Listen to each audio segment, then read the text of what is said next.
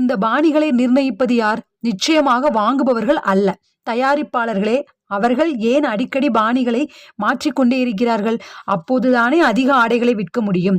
அதே காரணத்தில்தான் மோட்டார் வண்டிகளை தயாரிப்பவர்கள் அடிக்கடி மாடல்களை மாற்றிக்கொண்டே இருக்கிறார்கள். எந்த ஒருவனும் சமீபத்தியது அல்லது மாடல்களை ஓட்டிச் செல்ல விரும்புவதில்லை. உண்மையில் அவனிடம் இருந்த பழைய மாடல் வண்டி இதைவிடவும் சிறந்ததாக இருக்கலாம்.